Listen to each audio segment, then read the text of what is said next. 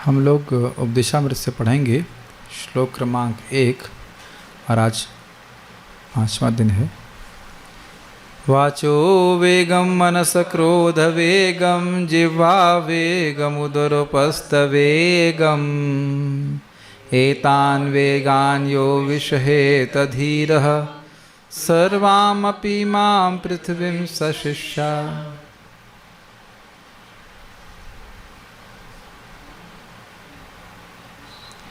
मेरे सामने कठिनाई है कि ये श्लोक जितनी बार उच्चारण करते हैं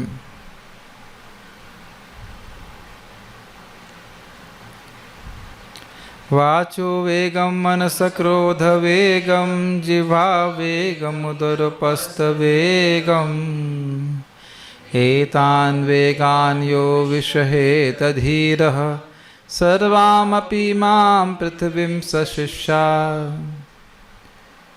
कुछ जादू है ना श्लोक में। मैं आप लोगों को पढ़ा तो रहा हूँ लेकिन मेरे को बहुत हिट कर रहा है ये श्लोक। कठिनाई ये कि मैं सारी क्लासेस को लाइव कर देता हूँ तो जो कुछ कभी कभी बोलने की इच्छा होती है वो बोल नहीं पाता, लेकिन एनीवेज विल नॉट से मच, बट एक लालसा तो होती है ना कि सारे वेगों को सीमित कर सके तो कितना अच्छा होता। ये देखने में ज़रूर बड़ा कठोर लगता है, लेकिन जितना इन वेगों को सहन कर लेगा, यानी इंद्रिय तृप्ति से दूर रहेगा, तो यानी दुख से दूर रहेगा। आत्मा के रूप में हमारी ज़रूरत ही क्या है। आज भी शाम को ही मैं विचार कर रहा था कि जब वो वस्तु, जैसे ये घर हमारा नहीं है जिसमें हम यहाँ पे रह रहे हैं, तो उसके मेंटेनेंस की चिंता हमें क्यों। आज भी हम सुबह सुन रहे थे ना गीता में, हमारे देह इंद्रिय आदि जो कुछ भी भगवान ने दिए हैं। पहली बात तो हम देह नहीं है और दूसरा देह हमारा नहीं है। जिसने इसकी सृष्टि करी वो मैं नहीं हूँ। जो संहार करेगा वो भी मैं नहीं होऊंगा, तो पालन करने वाला मैं कैसे हो गया।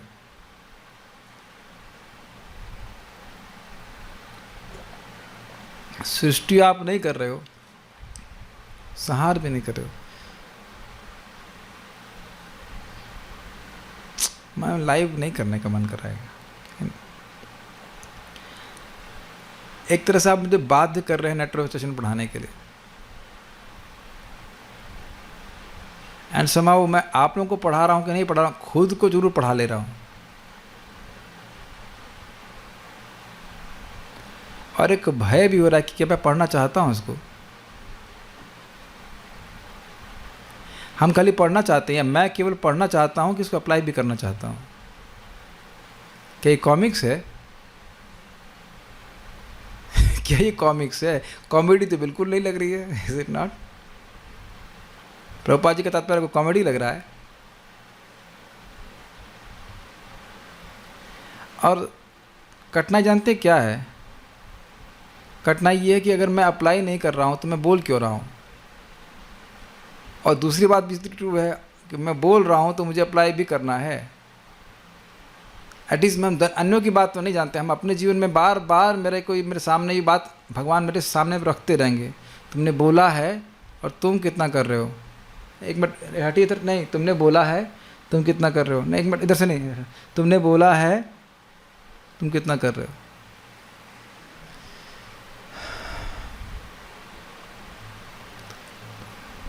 मुझे लगता है हम लोग को भागवत पढ़ाना चाहिए, लेकिन भागवत अभी तो छोड़ते नहीं। सुखदेव गोस्वामी गीता पढ़ा तो वहाँ भी नहीं छोड़ रहे हैं। कहीं तो कोई स्कोप मिले। तम निवृतो नियतार्थो भजेता संसार हेतु परमश्च यत्र।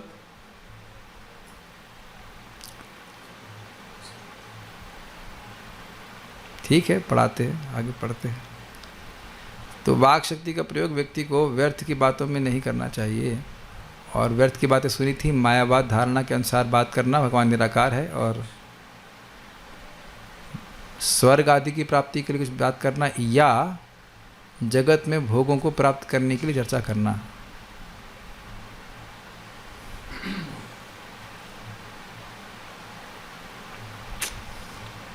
ये सब पढ़ करके तो मेरा कभी कभी मन करता है मैं हिमालय चला जाऊं। पता नहीं पिछले जन्म में कभी मैं लग रहा है वो होऊंगा। शाओलिन टेम्पल का मॉन्क रहूँगा, मुझे बड़ा मन करता है ऐसे कभी कभी स्थान पर जाने के लिए। मैं ये लाइव आज बंद कर सकता हूँ, maybe I just not make it live, but this is I am telling from my heart. कभी कभी मेरा ऐसा मन करता है कि बस आप लोग बहुत प्रेम करता हूँ आप लोगों से, अच्छा लगता है भक्त लोगों का संग, लेकिन काश आप सब लोग प्रभु जी होते। आप लोग सब लोग प्रभु जी क्यों नहीं हुए? बहुत आराम से हम क्लास कर लेते बिना किसी हिचक के और सब कुछ।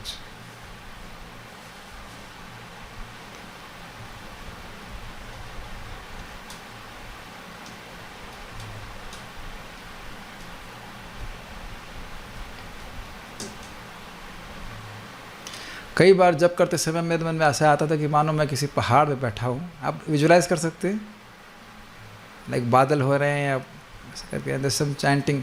मेरे हृदय में बहुत इच्छा आती है इस प्रकार, काश ऐसा नाम में रुचि होती, मैं पूरे दुनिया को भूल करके just being alone but in being in best company.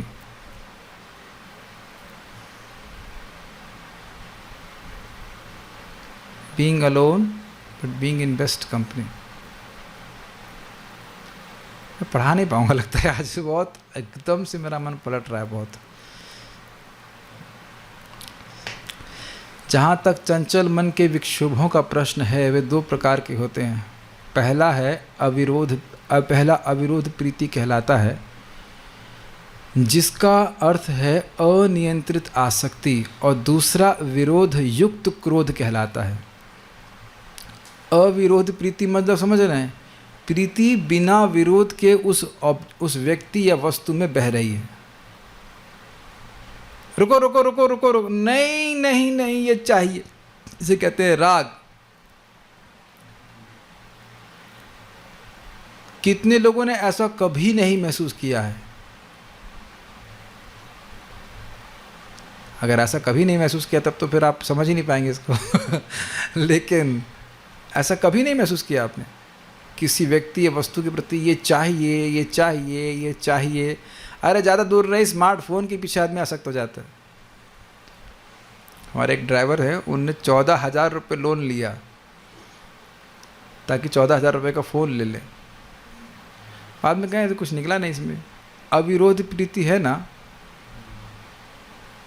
और विरोध युक्त क्रोध का मतलब क्या हुआ? जब उस विषय को प्राप्त करने में कठिनाई हो,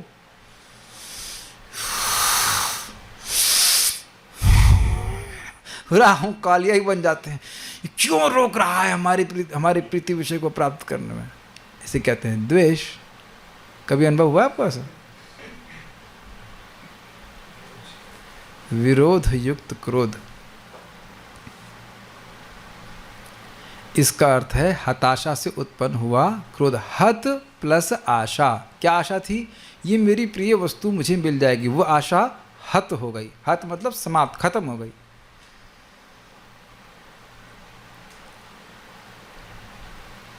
इस प्रकार का व्यक्ति को क्रोधता है। इसको आपको सुन रहे हैं तो गीता याद आ रही है, ध्यायतो विषयान पुंसः संगस्तेषु उपजायते संगात संजायते कामः कामात् क्रोधो विजायते। मायावादियों के दर्शन में श्रद्धा, कर्मवादियों के कर्म फलों में विश्वास तथा भौतिकतावादी इच्छाओं पर आधारित योजनाओं में विश्वास को अविरोध प्रीति कहते हैं। अब आप ये देखिए कि जो वाणी का वेग था वो यहीं पे मन के वेग के रूप में प्रस्तुत हुआ है। वाणी का वेग क्या था? भगवान निराकार है चर्चा करना, सकाम कर्म में विश्वास के बारे में चर्चा करना, और भौतिकतावादी लाभ के लिए बातों पे चर्चा करना। ये था 3। यहाँ देखिए 11 दर्शन नहीं है, पता नहीं 11 नहीं, ऐसे लिख दिया है। मायावादियों के दर्शन में श्रद्धा। श्रद्धा कहाँ है? मन में, चित्त में। ये मन का वेग है। हाँ, ये बहुत अच्छा बोल रहे हैं। ये लोग उदार हैं। इस्कॉन वाले तो बहुत रूढ़िवादी हैं, बहुत संकीर्णवादी हैं, या केवल कृष्ण को भगवान मानते हैं। ये लोग अच्छे हैं। ये कहते हैं कि जिसको तुम मानो वही भगवान है। तो ये क्योंकि अल्टीमेटली सब निराकार है, निराकार से साकार आया है। कर्मवादियों के कर्म फलों में विश्वास, कर्मवादियों के कर्म फल क्या है? स्वर्ग आदि जाना।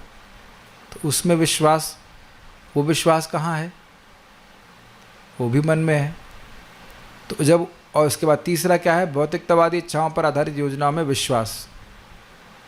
तीन अलग अलग हो सकते हैं, ऐसा नहीं कि तीनों एक साथ हो रहे हैं। कोई स्वर्ग जाना चाहेगा तो वह मुक्ति प्राप्त करने के बारे में नहीं सोचेगा, तो अलग अलग योजना वाले बनाने वाले हैं। कुछ लोग यहाँ पे योजना बनाने में लगे रहते तो उनको स्वर्ग में कोई रुचि नहीं होती। तो अलग अलग कैटेगरी हैं, और उनमें विश्वास, ये विश्वास मन में व्यक्ति करता है। तो इसको अविरोधी प्रीति कहते हैं, मतलब उनको बहुत अच्छा लगता है ऐसे बातें करना।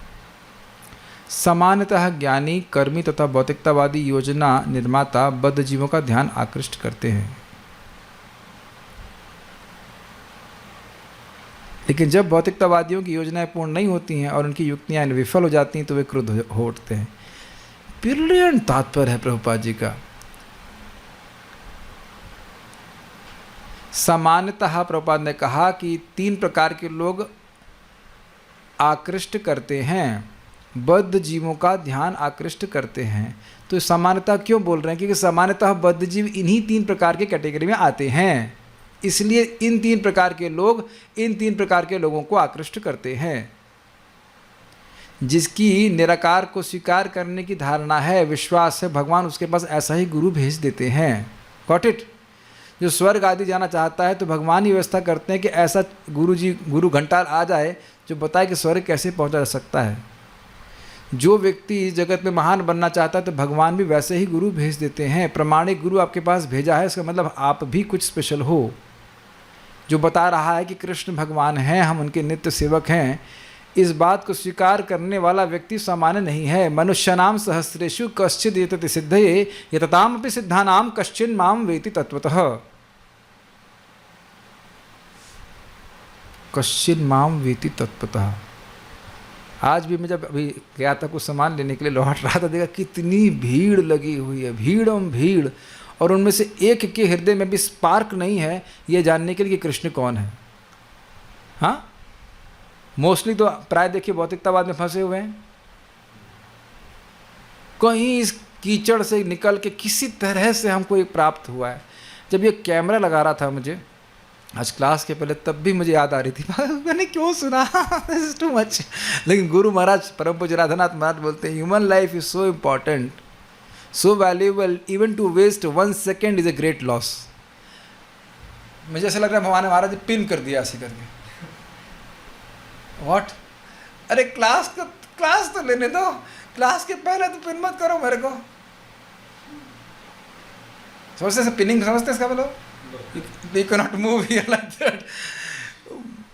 एक क्षण भी बर्बाद करना ये बहुत बड़ा नुकसान है। और यही बात बोली गई, तन आयु तन महत् छिद्रम, ऐसे करके श्लोक है कि वही सबसे बड़ा छिद्र है, दोष है वो, कि अगर व्यक्ति एक मुहूर्त या एक क्षण के लिए भी भगवान वासुदेव का चिंतन न करे। तन आयु नहीं है, कुछ श्लोक ऐसे शुरू होता है, कैसे याद नहीं आ रहा, अर्थ यही है। 84 लाख योनियों में घूम करके और जिन भोगों की आशा हम यहाँ पे रख रहे हैं उनको बहुत अच्छे से भोगने के बाद व्यक्ति फिर उसी भोग में प्रवृत्त हो रहा है या होने की प्लानिंग बना रहा है, जो केवल दुख देने का प्रयास कर रहे हैं। प्रयास नहीं, दुख ही देंगे, दुखों से भरे हैं। कोई मेरे आज सामने नहीं है, मैं खाली अपने से बात कर रहा हूँ। आप लोग इंसिडेंटली मेरे हृदय की बात सुन रहे हैं।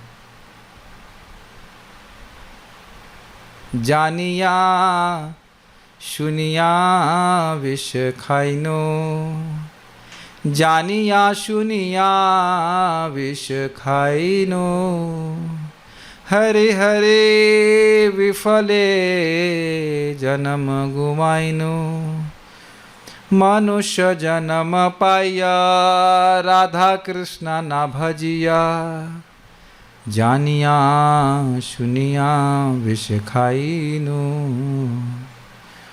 जानिया सुनिया विष खाइनो।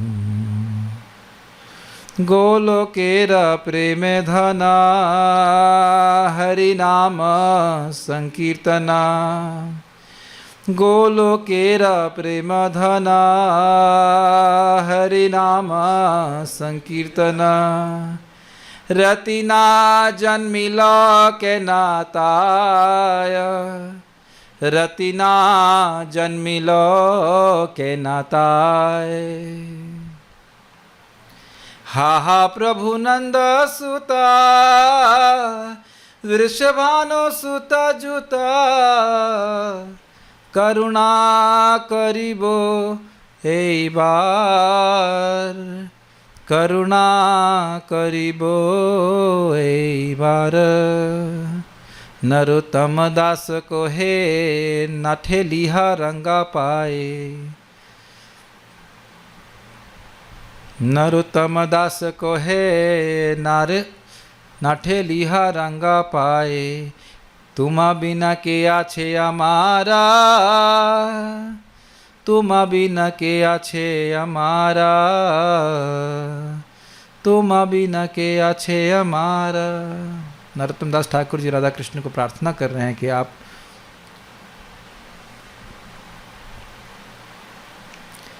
मैं आपकी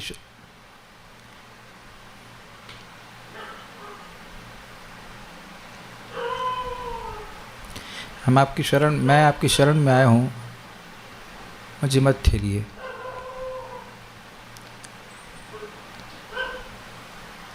नरोत्तम दास को है नाठे लिह रंगा पाए तुमा बिना के आछे हमारा। आपके बिना मेरा कौन है? हमारा नहीं, मेरा कौन है?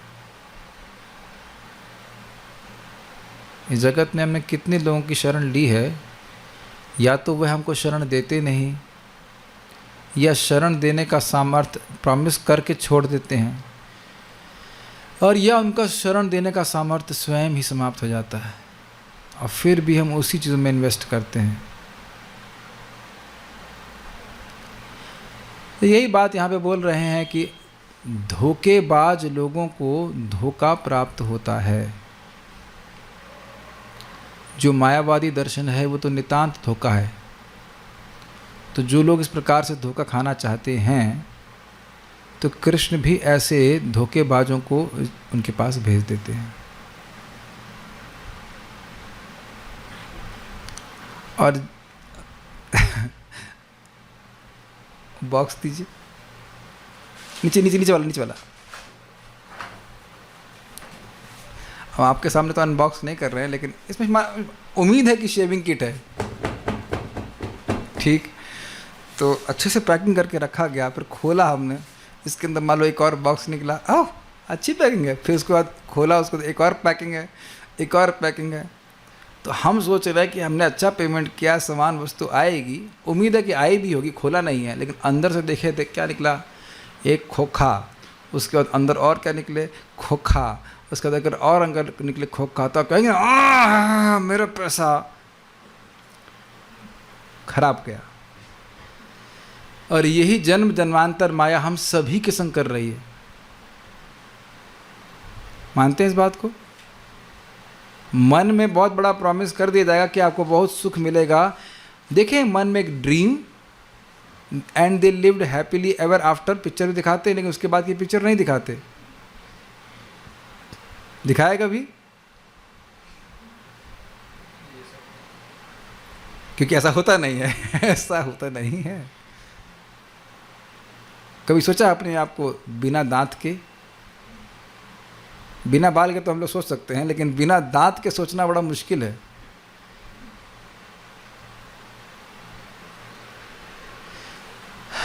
आप समझे मैंने एग्जाम्पल क्यों दिया?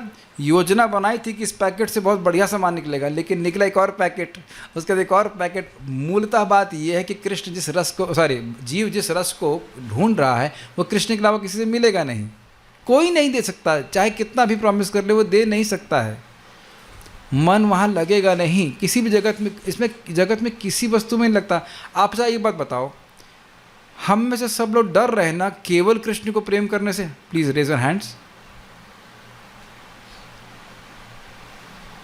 हमको तो हाथ उठाने में डर लग रहा है। क्यों भाई? हाथ उठाओ, सही उठाओ। प्रश्न उठाया आपको? प्रश्न समझ में आ रहा है? कृष्ण मेरे, केवल कृष्ण को, उनको नहीं, ये तो बहुत प्रेम कर रहे हैं, इनको नहीं। क्या कृष्ण प्रतिदान करेंगे मेरे प्रेम का? क्या मुझे कुछ गिरेंगे?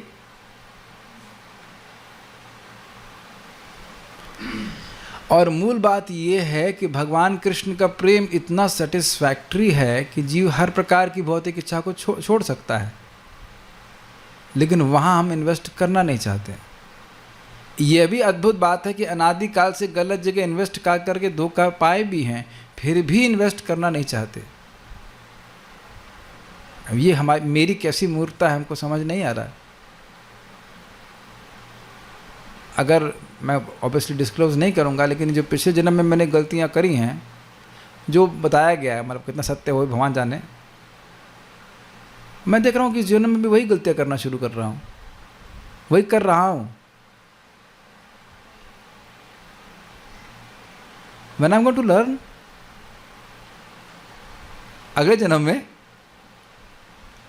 जन्म में मीन्स अगेन फिर माँ के गर्भ में जा करके वापस फिर से वही काम करूं।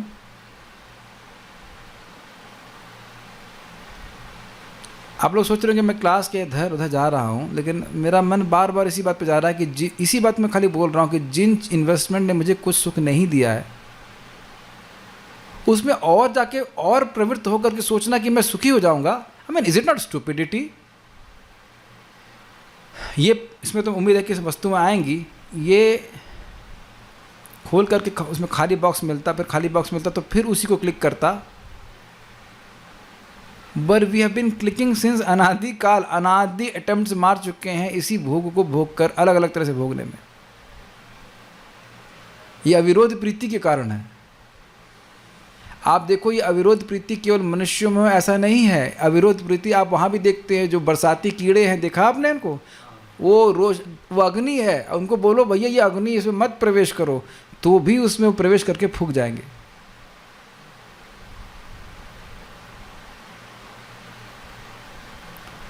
भौतिक इच्छाओं की विफलता क्रोध को जन्म देती है। इसी प्रकार समझ में आ गया, जब व्यक्ति ये बड़े अच्छा है, इच्छा पूर्ण नहीं हो तो भी क्रोध, और इच्छा पूर्ण हो जाए तो भी क्रोध। दोनों में सहमत हैं आप लोग? जब व्यक्ति की भौतिक इच्छा यथावत पूर्ण हो जाती है जैसे उसे चाहिए, तब भी वह क्रोधित ही रहता है, क्योंकि उसके हृदय में ग्लानि का अनुभव करता है। वो यार मिला भोग, लेकिन वो मजा नहीं आया,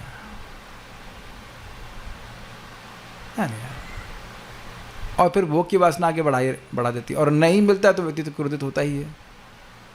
तो स्पष्ट है, आगे पढ़ते हैं। इसी प्रकार शरीर की आवश्यकताएं 3 श्रेणियों में बांटी जा सकती हैं: जीभ, उदर तथा जननेंद्रियों की आवश्यकताएं। जहाँ तक शरीर का संबंध है, ये देखा जा सकता है कि ये तीनों इंद्रियां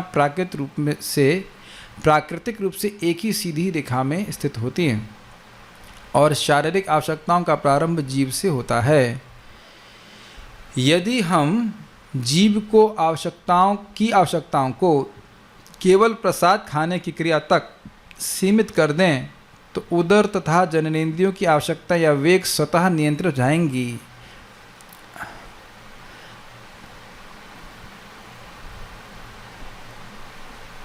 इसको भले ही व्यक्ति स्वीकार न करे, लेकिन वो करके देखेगा तो समझ में आएगा। कठिनाई ये हो सकती है कि हम लोग जो खा रहे हैं वो प्रसाद ना हो, अर्थात अब बहुत बार वर्कर्स को इंगेज कर दिया जाता है खाना बनाने के लिए, तो वो प्रसाद नहीं है। जो जाप नहीं कर रहा है उसके द्वारा बनाया गया प्रसाद भोग भगवान अब स्वीकार करते हो न करते हो भगवान जाने, लेकिन सिद्धांत तो ये है कि नाम उच्चारण किए बिना, शुद्ध जीवन जिए बिना खाना बनाने का अधिकार नहीं है। वो अलग बात है कि मंदिरों में जब हम तो अपने आंखों से देखे तो हम बोल रहे हैं, कान में ईयरफोन में लगाया हुआ था। हमारे मंदिर की बात है, हम निंदा नहीं करना चाहते, लेकिन आंखों दिखी बात है। वो फिल्मी गाने सुन रहा था और रोटी बना रहा था, तो मेरी आंखें चौंक गई। उन्हें ये क्या कर रहा है, मुझे संदेह हुआ ये क्या कर रहा है। ऑलरेडी लेक्चर चल रहा है, कीर्तन चल रहा है स्पीकर के ऊपर, क्या कर रहा है तू? मैंने कहा देखा ईयरफोन, देखा फिल्मी गाना सुन रहा है। तो जो क्या कर रहा है वो तो छोड़ दीजिए, वो क्यों कर रहा है इस पर विचार कीजिए। उसका कोई चेतना ये नहीं है कि मैं भगवान के लिए बना रहा हूँ, उसको तो बस अपने पूर्ति करने, इसीलिए कभी वो टेस्ट आ ही नहीं सकता है जो भक्त बना कर प्रसाद दे। चाहे अब हमने देखा हमारे आश्रम में बहुत सिंपल से मतलब बोंदू नहीं कहेंगे, लेकिन हमसे न्यू डिवोटी से कहना चाहिए, इनिशिएटिव कुछ नहीं थे, लेकिन 16 माला करके बनाते थे, बहुत सुंदर टेस्ट होता था। सिंपल सूरन की सब्जी कौन सी बड़ी कलात्मक होती है, याद आ रहा आपके? शिव शंभू बनाते थे और रोटी बना देते थे, माला जाप करके बनाते थे, बहुत अंतर। एक बार सच्ची घटना है हमारे मंदिर में, मेरे संग की घटना है। वो आए हुए थे जो हेड कुक हैं, मैं उनको निवेदन किया प्रभु कल आप जल्दी उठ जाओ और 16 माला जप करके बनाओ, और बनाया तो एकदम अलग प्रसाद। हेड कुक की चेतना भी कम से कम अच्छी जाती। आई वाज सरप्राइज्ड, वही कुक है, सब कुछ है, लेकिन टेस्ट बिल्कुल अलग है। आप लोगों ने ऐसा अनुभव किया होगा कि जो लोग नाम जप करके बनाते हैं, खुद भी आप आश्चर्यचकित हो जाएंगे ये कैसे टेस्ट आ रहा है, क्योंकि वाकई कृष्ण उसको स्वीकार करते हैं। और देखिए जैसे जैसे आपके सिस्टम में प्रसाद जा रहा है, हमारे सेल्स को चेंज कर रहा है, हमारे डीएनए को चेंज कर रहा है, ऐसे कह सकते हैं। दैन्यता और नेचुरल अफेक्शन भगवान के प्रति आ रहा है, डीएनए इज चेंज अकॉर्डिंगली। हमारे प्रभु जी बोलते हैं, हमको हमेशा याद आता है, and the DNA has been change accordingly.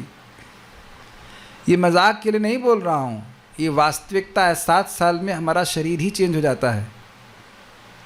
अरे 7 साल की तो बात छोड़िए, भगवान को प्रणाम करने से भगवान चिन्मय करते हैं। मेरे को आज तक समझ में नहीं आया, जिस दिन भगवान मिलेंगे मैं बहुत गुस्सा होकर पूछूंगा भाई कि जब आप प्रणाम करने मात्र से देह सच्चिदानंद हो जाता है कि नहीं, 8-3-2, तो इतनी परेशानी देह में क्यों दे रहे हैं आप? सारी काम वासना और ये सारी वासना समाप्त क्यों नहीं कर देते हैं? भागवत गलत नहीं हो सकती, भागवत में कोई अविश्वास नहीं है हमारा। आप लोगों को कोई दिक्कत नहीं होती भौतिक इच्छाओं से कभी, तो मन में आता नहीं इतने प्रणाम कर लिए हैं तो भगवान इतना परेशान क्यों कर रहे हैं? Can we just chill out? आए ही नहीं कोई भोग की इच्छा, तो जीवन आप देख रहे हैं एकदम खुश हो जाएगा। यस्त्वात्मरतिरेव स्यात् आत्मतृप्तश्च मानवः आत्मन्येव च संतुष्टः तस्य कार्यं न विद्यते। मेरे श्लोक जब से पढ़ा मेरे दिमाग में वही घूम रहा है बार बार। ये आप लोग को हल्का लग रहा होगा, लेकिन केवल प्रसाद ग्रहण कीजिए और देखिए किस प्रकार से उदर और जननेंद्रिय के वेग शांत होने लग जाते हैं। प्रैक्टिकल वे में मैं तो ये देख रहा हूँ, एटलीस्ट उदर के वेग के संबंध में, कि इसे 9 बजे प्रसाद ग्रहण किया तो अब 5 बजे के बाद और कुछ खाने की इच्छा नहीं होती, और 5 बजे के बाद अगले दिन 9 बजे तक कुछ इच्छा नहीं होती। ये भी बहुत, एटलीस्ट मेरे जीवन में बहुत बड़ी उपलब्धि है। नहीं तो लोग 4 बार तो खाते ही हैं, 4 या 3, और जब खा रहे होते हैं सुबह का तो शाम की प्लानिंग हो रही होती है।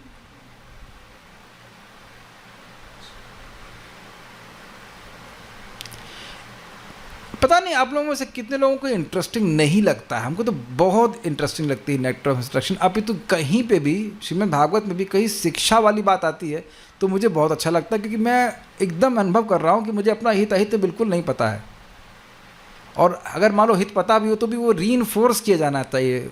It's like I have an animal intelligence, बारंबार उसको सुनना बहुत जरूरी है, तब बद्ध जीव को कुछ समझ में आता है, नहीं तो भूल जाता है बार बार। हर बात जब वो सुनेगा कृष्ण भावना में फिर भूल जाएगा। ये बहुत सिंपल लग रहा होगा, लेकिन कितने गृहस्थ भक्त बोलेंगे हम शादी में जाते हैं और वहाँ जाकर के हम कुछ भी खाते हैं, ये करते हैं वो करते हैं। क्या मुंह में ठूंस दिया जाता है आपके? ये पिस्तौल लगा दी जाती है कि नहीं आप वहाँ खाएंगे तो आप गोली मार देंगे? अरे समाज में यही तो बोलेंगे, भाई ये तो प्रसाद के अलावा कुछ खाते नहीं हैं, और ऐसा करिए इनके लिए अलग से सलाद लेके आइए, यही बोलेंगे ना। आप उसको भोग ला के ग्रहण कर सकते हैं। कोई व्यक्ति हाथ खड़ा करेगा गृहस्थ भक्त जो शादियों में जाकर खाते हो चिबिट चिबिट करके, मत हाथ खड़ा करना, मैं नाम लेकर डांट दूंगा। लेकिन आप बताओ कि बाध्य हो खाने के लिए, पैसे मिलेंगे खाने के लिए, और आप भी जानते हैं कि भगवान का प्रसाद ग्रहण करने से करोड़ों यज्ञ का लाभ मिलता है। आज एक व्यक्ति आए मेरे पास, यूट्यूब पे सुने तो पता नहीं वे घर भी ढूंढ करके आ गए, तो कह रहे केवल गीता सुन के ही मैंने प्रसाद खाना शुरू कर दिया।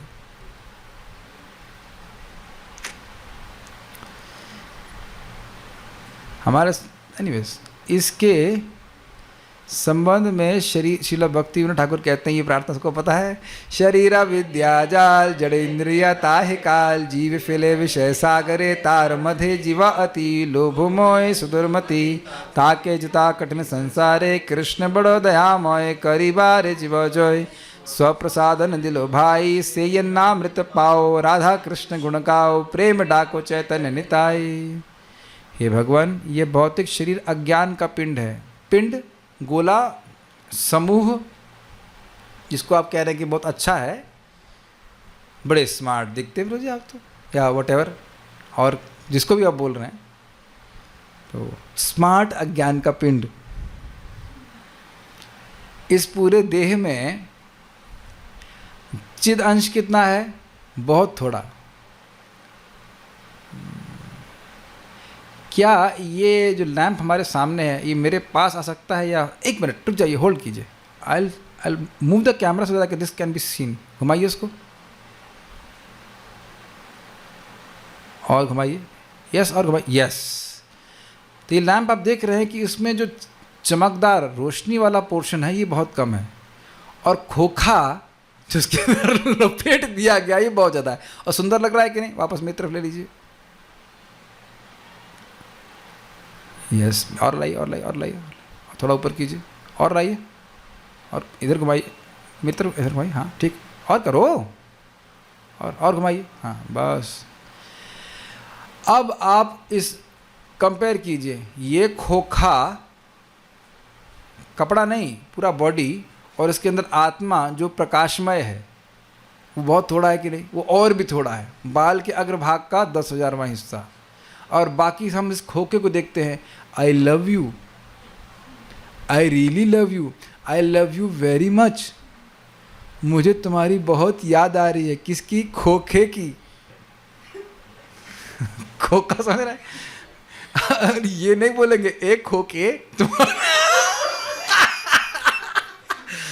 खोखा और खोकी, वो खोकी कभी नहीं बोलेगी कि एक खोके मुझे तुम्हारी बहुत याद आ रही है। और खोका बोलेगा हे खोकी आई लव यू। ये है अज्ञान का पिंड, ये भौतिक शरीर अज्ञान का पिंड। मैंने बोला था ना कि सुनना नहीं चाहते। एक वक्त बोले, हमने कहा आपका ट्रांसफ़र कहीं दूर हो गया है तो वहीं रह लीजिए, तो कहते नहीं, अपनी पत्नी से बहुत आ सकते हैं, तो एक खोखा खोखी में आ सकता है कि नहीं? अब देखिए, हम आज हो सकता है मेरी वाणी शार्प निकल रही हो, लेकिन शार्प लग रही हो, लेकिन ये तलवार में अपने पे ही मारता रहता हूँ।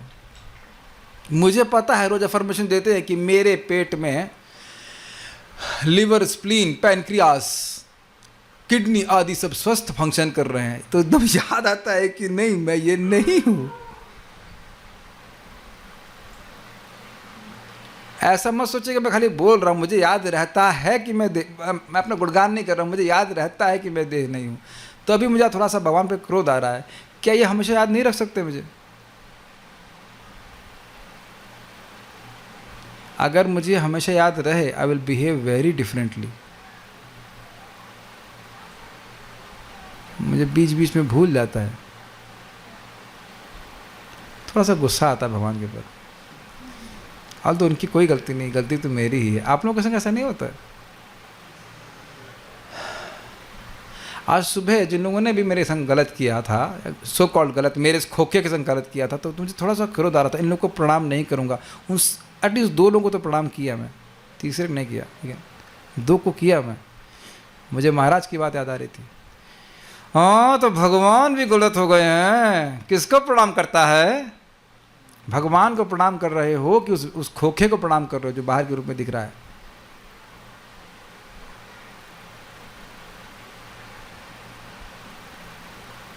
ये भौतिक शरीर अज्ञान का पिंड है।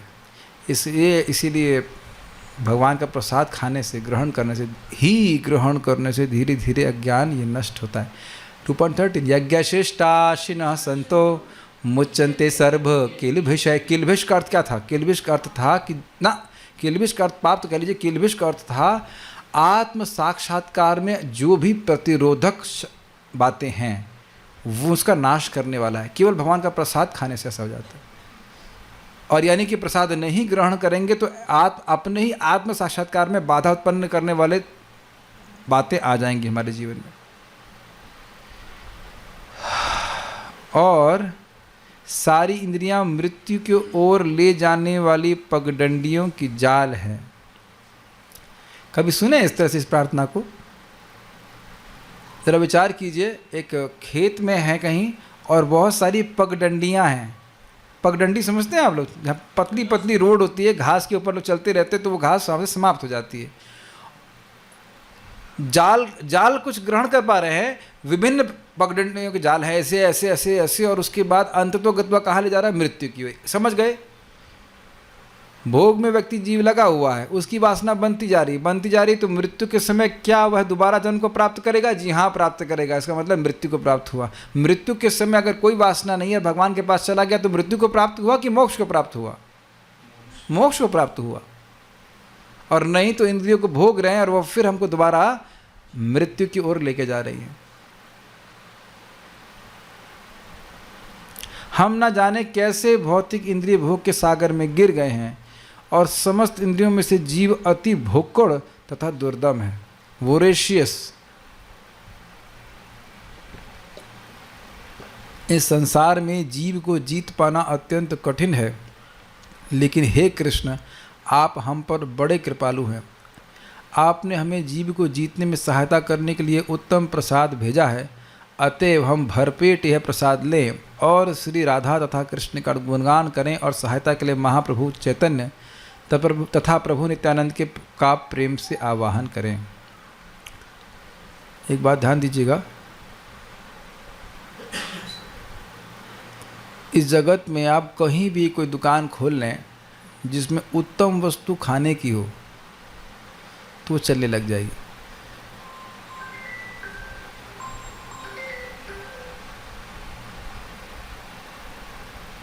Is that okay? ये देखा है आपने? बड़े बड़े मतलब 50% का मार्जिन तो होता ही है खाने का, और कहीं पे भी आप इस प्रकार से खोल लीजिए, छोले भटूरे की दुकान भी खोल लीजिए तो लोग लाइन लगा कर खाते हैं। आपने देखा? हम लखनऊ में तो देखा इस प्रकार से, छोले भटूरे के लिए लोग लाइन लगा खा रहे हैं। जीभ संयमित होती ही नहीं है। और यह भी देखिए, लोग हैं कि उनको केवल प्रसाद खाओ तो मानेंगे नहीं, वो जीव की संतुष्टि के लिए कुछ भी खाएंगे, चाहे उसके लिए दोबारा जन्म भी लेना क्यों ना पड़े। अर्थात माँ के गर्भ में जाना स्वीकार है, लेकिन जीव को संयमित करना स्वीकार नहीं है। इतनी कठोर है। आप ही बताइए, लोग गलत सलत खा करके मर नहीं जाते हैं?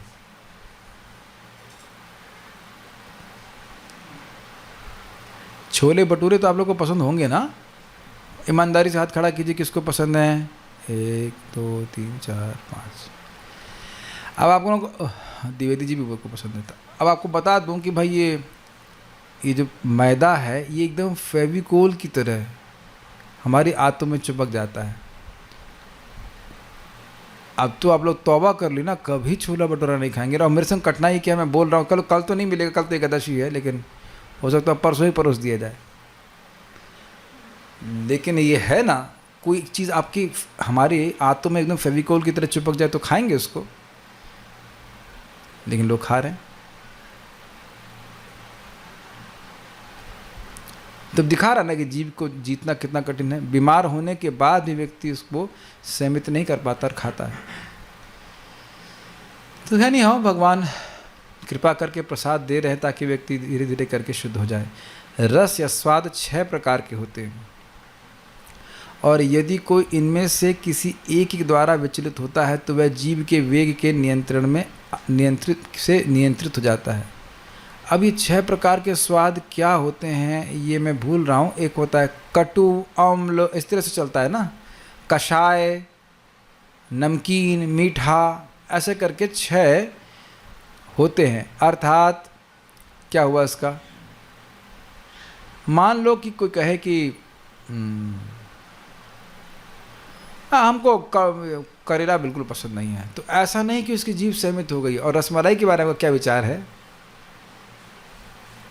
ये मैंने आँखों से देखा कि एक भक्त, कुछ भक्त मतलब व्यक्ति थे, तो भक्त थे, तो उनको चॉकलेट नहीं पसंद थी लेकिन करेला पसंद था।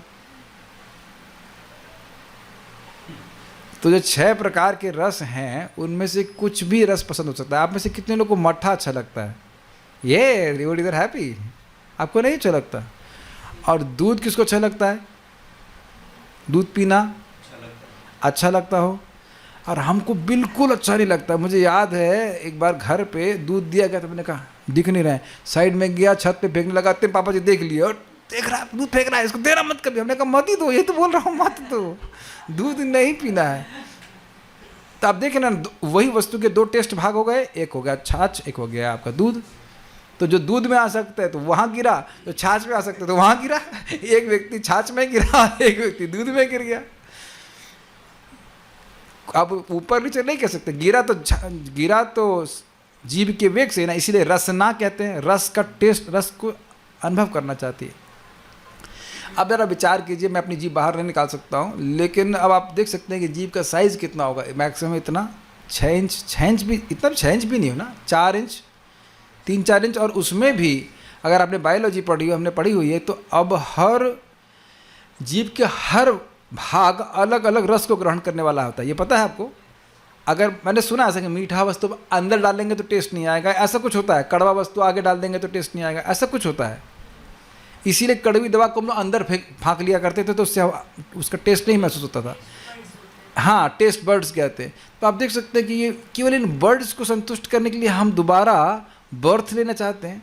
To satisfy the birds we are ready to take a birth. हाँ, लेकिन ये 6 प्रकार के रस से युक्त जो वस्तु में भगवान को अर्पित करेंगे तो फिर इसे ग्रहण कर सकते हैं। चतुर्विधा श्री भगवत प्रसादो स्वादान तृप्तान हरिभक्त संगान कृत्वैव तृप्तिं भजत सदैव वंदे गुरु श्री चरणारविंदम। 4 प्रकार की वस्तुएं खाई जाने वाली, चाटे जाने वाली, ऐसे करके होता है। इतना मैं पाक शास्त्र के बारे में जानते नहीं, लेकिन जो भी है तो वह श्री गुरुदेव भगवान को अर्पित करते, फिर भक्तों को संग्रहण करते। तो ये शुद्ध भक्ति है, वो कोई दिक्कत नहीं है। लेकिन भक्त प्रसाद के अलावा कोई ये टेस्ट ग्रहण कर रहा है, मान लो फल भी खा रहा है, तो भी वो बंधन में पड़ेगा। कहीं कहीं लोग बोल देते हैं कि फल खाएंगे और कर्म बंधन नहीं लगेगा। तो कर्म बंधन तुमने बनाया है। कोई भी वस्तु आप जो खा रहे हैं, भगवान को अर्पित नहीं कर रहे हैं, तो उसका बंधन लगता है मेडिसिन को छोड़ करके। वैसे मेडिसिन भी अर्पित की जानी चाहिए, लेकिन अब डिपेंड करता है कि कौन सी मेडिसिन है। खाने का बहुत बड़ा रोल है। आहार शुद्धौ सत्व शुद्धि, और सत्व शुद्धि ही करनी है। तपो दिव्यम पुत्र का ये न सत्वे सत्वात्, तपो दिव्यम पुत्र का ये न सत्वम शुद्धेत यस्मात् ब्रह्म सौख्यम तो अनंतम। वो तपस्या करनी चाहिए, दिव्य तपस्या करनी चाहिए, जिसके द्वारा हमारा सत्व, हमारी एग्जिस्टेंस, हमारा चित्त शुद्ध हो जाए। और वो जो चित्त शुद्ध हो जाएगा तो ब्रह्म सुख का अनुभव करेंगे। This is the main point of human form of life. There is no point of being settling in this material world. The material world will not allow you to settle. Nobody is settled. Nobody has been allowed to settle. We have to come out of this illusion. किसी को settle नहीं होने दिया गया है इस जगत में, चाहे वो गृहस्थी हो, चाहे वो ब्रह्मचारी हो, चाहे वानप्रस्थ हो, चाहे सन्यास हो, किसी को सेटल नहीं होने दिया है। This is the subtle law of this world that you will not be allowed to settle. ये सूक्ष्म लॉ है यहाँ का कि किसी को एक जगह नहीं बैठने दिया जाएगा, किसी को एकदम व्यवस्थित जगह नहीं बैठा जाएगा। एक ही व्यक्ति बैठ सकता है जो संतुष्ट है। संतुष्ट ये न केनचित, वही व्यक्ति इस जगत में सेटल हो सकता है। अगर व्यक्ति इस स्थिति से अनसेटल हुआ तो वह सेटल नहीं हो सकता है। प्रभुपाद जी बड़ा स्पष्ट कहते हैं, सुखी तब थे जब सुखी होने का प्रयास नहीं कर रहे थे। आप देखेंगे जैसे सुखी होने का प्रयास करते हैं वहीं से सुख समाप्त हो जाता है। क्यों? अगर सुखी थे तुम तो सुखी होने का प्रयास क्यों कर रहे थे? इसका मतलब सुखी नहीं थे, और उस प्रयास में और उलझने बनती चली गई। एक भी जीव का वेग ऐसा होगा तो गिरा देगा। और 6 वेग हमारे साथ में, 6 वेग इस स्वाद के, समझ पा रहे हैं बात? स्वाद है 6 रसों का, तो उनमें से एक भी गिरा सकता है और 6 हमको परेशान कर सकते हैं। कुछ लोग मांस, मछली, केकड़े, अंडे तथा वीर्य और रक्त से उत्पन्न हुआ मृत शरीर के रूप में खाए जाने वाले अन्य वस्तुओं के प्रति आकृष्ट होते हैं। तो ये सब क्या है? तमोगुण। अन्य लोग तरकारी, सब्जी, पालक या दूध के उत्पादों खाने के प्रति आकृष्ट होते हैं। ये अभी हो गया था, इंटरव्यू ले लिया गया था सबका। लेकिन यह सब जीव के वेग की संतुष्टि के लिए किया जाता है। समझ में आ गया? इसलिए आप ये नहीं कह सकते, हम ये नहीं कह सकते कि फल खा रहे हैं तो सारी इंद्रियां हमारी सीमित हो गई। इंद्रियों की तृप्ति के लिए ऐसा भोजन करना जिसमें मिर्च तथा इमली जैसे मसाले की अत्यधिक मात्रा मिली रहती है, कृष्ण भावना भावित व्यक्तियों के लिए त्याज है। भाई चले जाओ भाई, अब बहुत कठिन हो रहा है।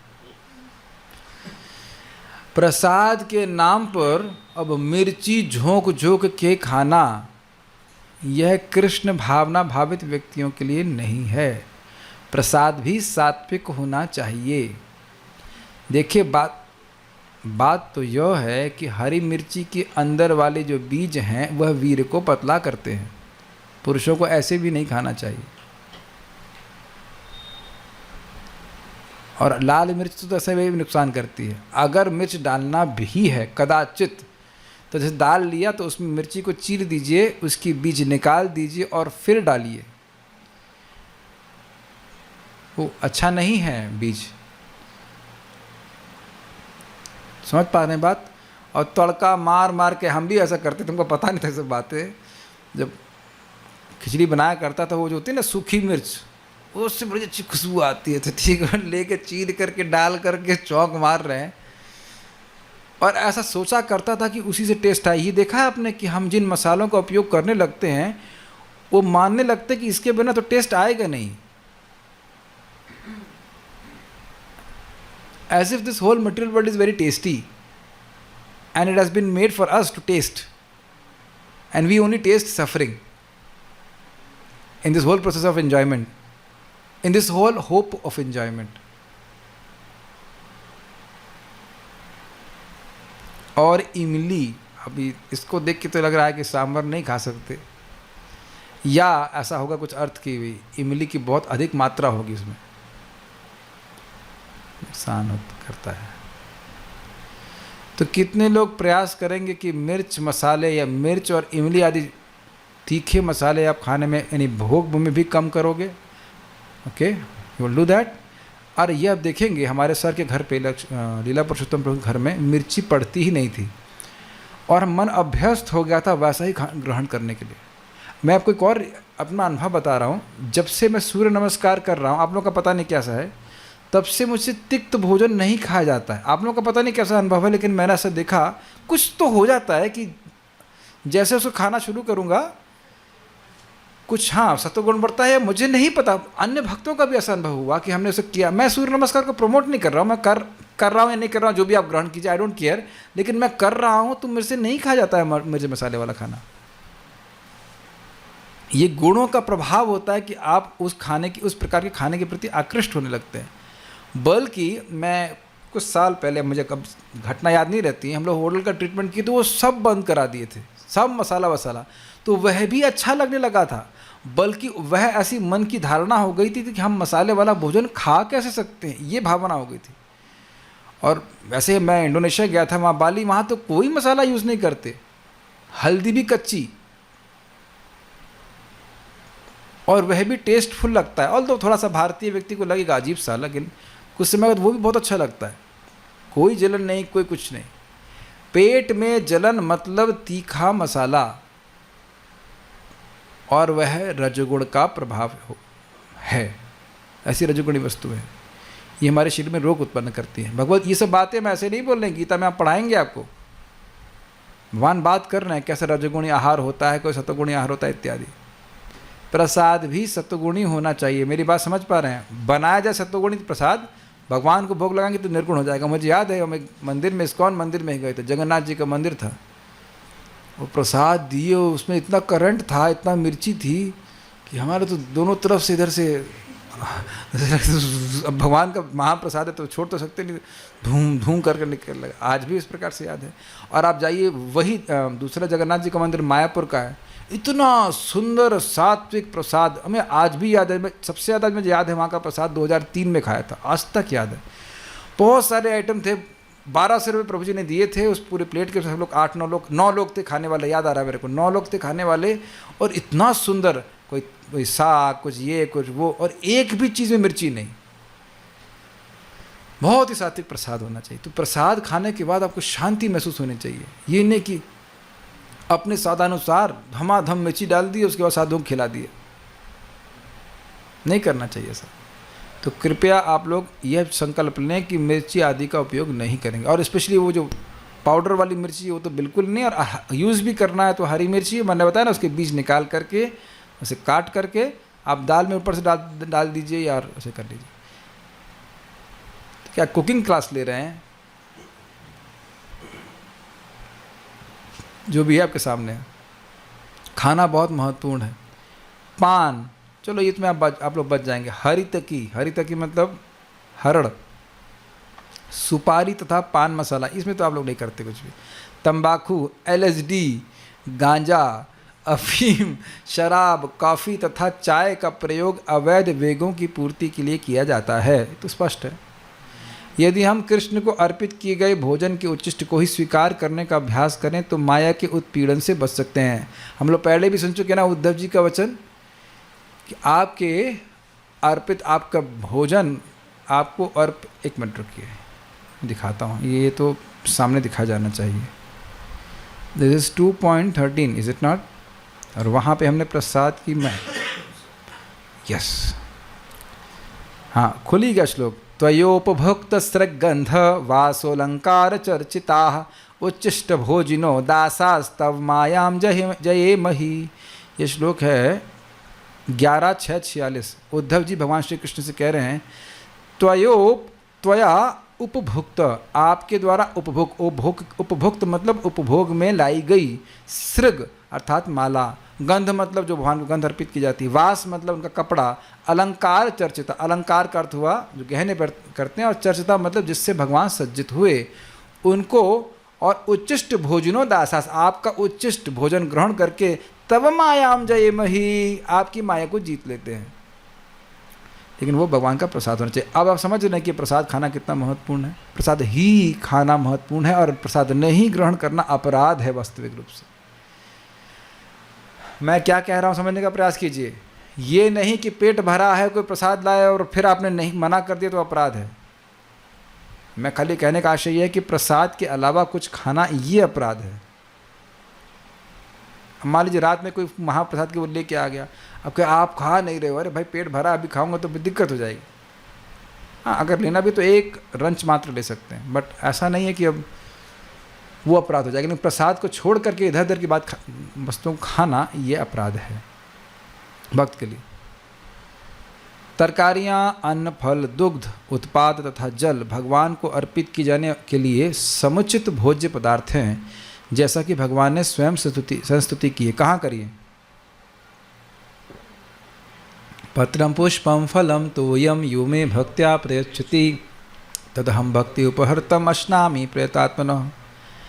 किंतु यदि कोई स्वादिष्ट होने की अब हम लोग रुक जाए, अब तो हम सुनना नहीं चाहेंगे। सुनना चाहेंगे? किंतु यदि कोई आप लोग पढ़िए, मैं चलता हूँ हमारी पिटाई हो रही है कि हम ऐसा करते हैं। भाई ईमानदारी से बोल रहे हैं, मैं ऐसा करता हूँ, ठीक है। किंतु यदि कोई स्वादिष्ट होने के कारण ही प्रसाद ग्रहण करता है और इसकी अधिक मात्रा खाता है तो वह भी जीव के वेग को तुष्ट करने का शिकार बनता है। अब हम सही बताएं, इसको तो प्लान नहीं कर रहा हूँ कि मैं अप्लाई करूँ अभी। अब एक भक्त वो बनाते हैं तहरी, अब पता नहीं कैसे बनाते हो, तहरी बनाते हैं और मुंह में चावल गायब हो जाता है। फिर ये गायब हो गया, दूसरा वाला ट्राई करता, वो गाता, वो भी गायब हो जाता है। गायब होते होते पूरा डब्बा खाली हो जाता है। हम देखते हैं तो पेट भर गया हमारा। क्या करें क्या करें? साधना हमारी साधना भक्ति में दिक्कत आ जाती है, क्या करें खूब सो जाते हैं। और भगवान, अब मैंने इसलिए ये बोल ही नहीं रहा हूँ, लेकिन अब देखो भाई, हमारे जैसे न्यूफाइड डिवोटी के लिए तो अच्छा है, खूब प्रसाद ताड़ के खा ले, आते फुला ले को सो जाए। ऐसे नहीं, मजाक में बोल रहा हूँ, इतना नहीं खाना चाहिए, लेकिन इसको आज तक हम पालन नहीं कर पाए। पालन की याद तब आती है जब ओवर ईटिंग हो जाती है। इसीलिए मैं भक्तों को बोलता हूँ कि मेरे सामने बहुत अच्छा प्रसाद मतलब आने के बाद याद नहीं रहेगा मुझे, या ये कहूँ कि आने के बाद मैं याद रखना चाहूँगा नहीं, ऐसा मैं बोलूँगा। इसीलिए मैं जो भक्त प्रसाद बनाते हैं हमारे लिए, उनको कहते हैं हम पर दया करके ऐसी वस्तु मत दीजिए जो हमारे लिए अच्छा नहीं है, कि उस वक्त हम नहीं सोचेंगे। आप लोगों के संग भी ऐसा होता है या मेरे संग ही होता है ऐसा? अच्छा, मैं ही पतित हूँ, ठीक है, मैं मान ले रहा हूँ कि मैं ही पतित हूँ, लेकिन बहुत लोग का अनुभव हुआ कि पता है कि खराब है, लेकिन हाँ इस बार खा लेते हैं, फिर 5 दिन नहीं खाएंगे, 10 दिन नहीं खाएंगे, है कि नहीं? लेकिन हमारे सामने समझ में नहीं आया कि महाप्रभु खुद सर्विंग करते थे जब, तो एक आदमी को 5 आदमी के बराबर खिलाते थे। तो अब हमको बताइए, हमारे पास कोई उत्तर नहीं इसका। ये चैतन्य चरितामृत में लिखा है कि उनको तृप्ति नहीं होती थी कि एक ही रसगुल्ला मिलेगा, बल्कि भक्त जब बैठे होते तो परमात्मा है, वो जानते हाँ ऋषिकेश को ये पसंद है, खिलाओ इसको भाकरा खिलाओ, नहीं तेपला खिलाओ, उसको खिलाओ तेपला। यहाँ तो आप अंदाज मारते हैं ना कि इसको ये पसंद होगा तो दे देते हैं। एग्जाम्पल के लिए, जैसे कुछ लोग दाल और चावल को अलग रखते हैं और थोड़ा थोड़ा करके खाते हैं, और यदि आप चावल के ऊपर दाल डालते हैं, जैसे वो सानने के लिए होता है ना, तो आप सर्विंग कैसे करोगे? चावल के ऊपर कर दोगे, करोगे कि नहीं? बाहर बहुत होता है मंदिर में ऐसा। तो अब अगर किसी को पता हो उसको दाल वहाँ साइड में चाहिए, तब सेवा कर पाएगा ठीक से। तो भगवान तो परमात्मा है, उनको पता है कि सब्जी कौन सी पसंद है, हाँ उसको खिलाओ, वो बोलते हैं उसको खिलाओ, और 5 गुना खिलाते हैं। लेकिन मैं जो एडजस्ट कर पा रहा हूँ वो ये है कि महाप्रभु के भक्त कीर्तन भी घंटों करते हैं, हम लोग खाने में तो बहुत तेज, लेकिन भजन में एकदम डाउन, इसलिए हम लोग थोड़ा थोड़ा ही खाना चाहिए।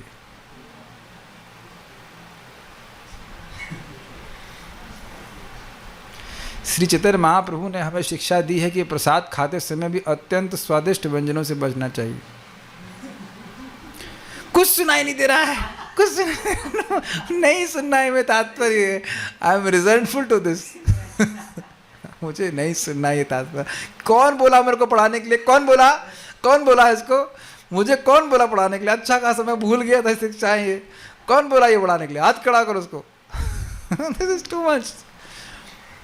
अब यही प्रश्न मैंने आदि पुरुष प्रभु को पूछा, तो प्रभु जी, महाप्रभु एक तरफ कह रहे हैं कि भालो ना खाइबो और भालू ना पड़ीबो, बहुत अच्छा मत खाओ और बहुत अच्छा मत पहनो कपड़ा, और दूसरी तरफ 5-5 गुना खिला रहे हैं। तो कुछ उत्तर नहीं ठीक से, एटलीस्ट मुझे संतुष्ट नहीं हुआ। कह नहीं, वो रघुनाथ दास गोस्वामी के लिए था, तो ठीक है रघुनाथ दास गोस्वामी के लिए था, यहाँ क्या शिक्षा है? प्रभुपाद कह रहे हैं चैतन्य महाप्रभु ने हमें शिक्षा दी है कि प्रसाद खाते समय भी अत्यंत स्वादिष्ट व्यंजनों से बचना चाहिए। Who would like to follow?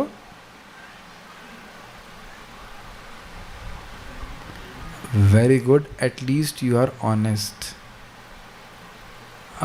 Mehra जी कर रहे हैं, लेकिन हम संदेह है।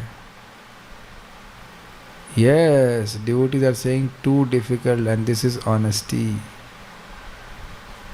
क्योंकि जो बोल रहे हैं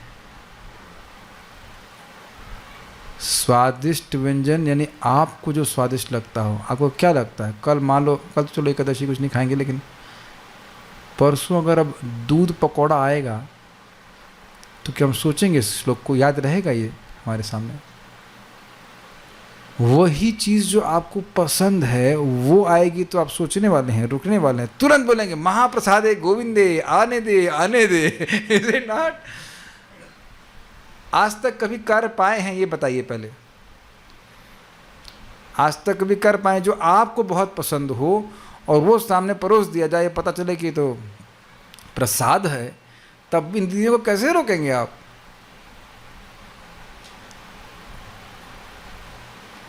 ठीक है, ठीक है, ये चीज़ हमको समझ में नहीं आती, आगे पढ़ते हैं। यदि हम ऐसा उत्तम भोजन खाने के मनोभाव से अर्चा विग्रह को स्वादिष्ट भोजन अर्पित करते। प्रभुपाद जी यार, प्रभुपाद जी आप बहुत टफ हैं, कांट यू। पहला श्लोक में प्रभुपाद बोल्ड कर दे रहे ना, केवल जीव के वेग को प्रभुपाद कितना समय दे रहे हैं, क्योंकि इसी के पीछे सारे वेग हैं। यदि हम ऐसा उत्तम भोजन खाने के मनोभाव से अर्चा विग्रह को स्वादिष्ट भोजन अर्पित करते हैं, तो हम जीव की आवश्यकताओं को पूरा करने के प्रयास में फंस जाते हैं। यदि हम किसी धनी व्यक्ति का आमंत्रण इस विचार से स्वीकार करते हैं कि वहाँ स्वादिष्ट भोजन करने को मिलेगा, तो भी हम जीव की आवश्यकताओं को पूरा करने का प्रयास करते हैं।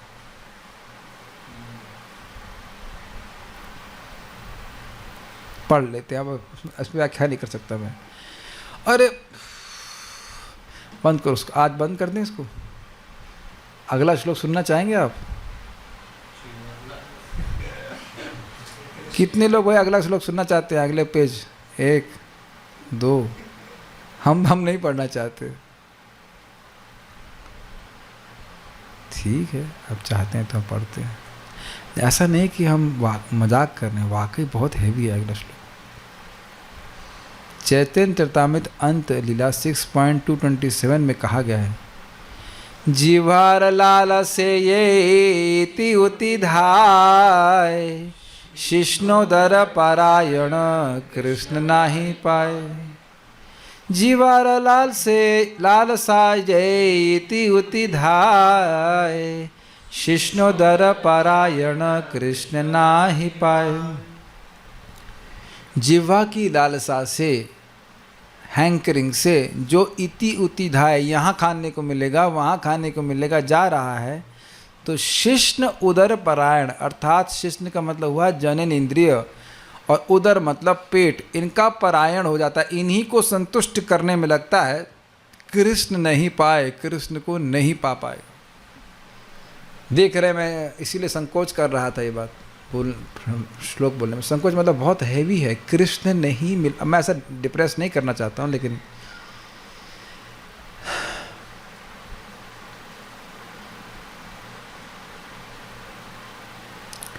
जो व्यक्ति अपने स्वाद की तृप्ति के लिए इधर उधर दौड़ता रहता है और जो अपने उदर तथा जननेंद्रियों की इच्छाओं में सदैव आसक्त रहता है, वह कृष्ण को पाने में अक्षम रहता है।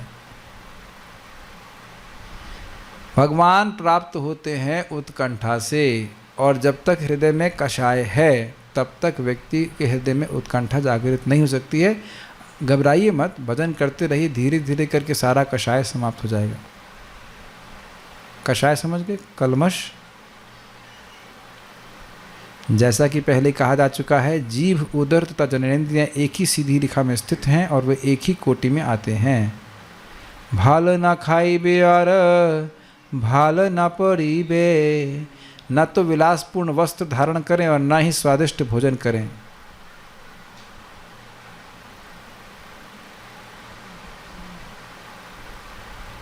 ठीक है, एक पैराग्राफ पढ़ेंगे फिर रोकेंगे।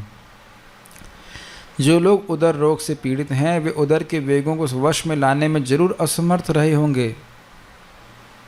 इसको कल लेंगे, कल लिया जाए एकादशी को। ठीक है, so will stop here now. कोई प्रश्न है किसी का? हाँ,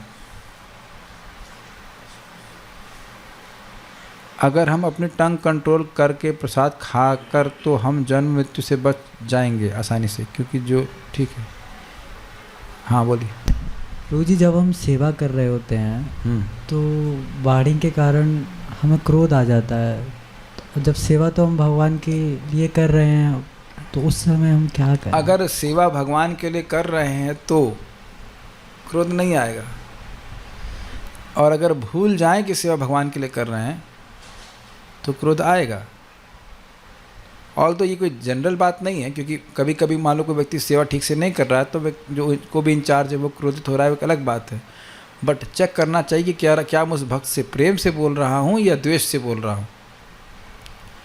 क्रोध करने से पहले व्यक्ति को चेक करना चाहिए कि क्या मेरे मन में उस व्यक्ति के प्रति हित कामना है। ये इतना इतना कौन कॉन्शियस रहता है?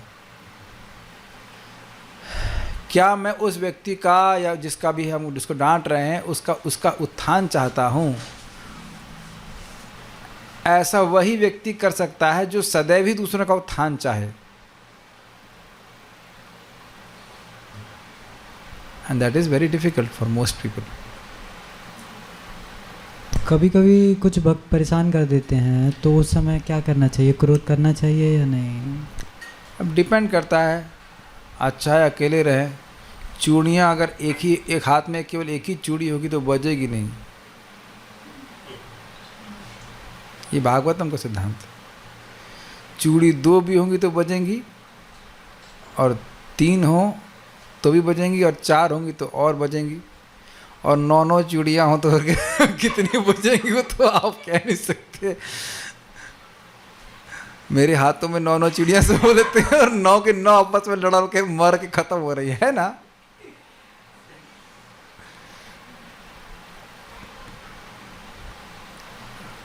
अरति जन संसति, सामान्य लोगों की संगति से अरति होना, भगवान गीता में कहते हैं ये ज्ञान का लक्षण है।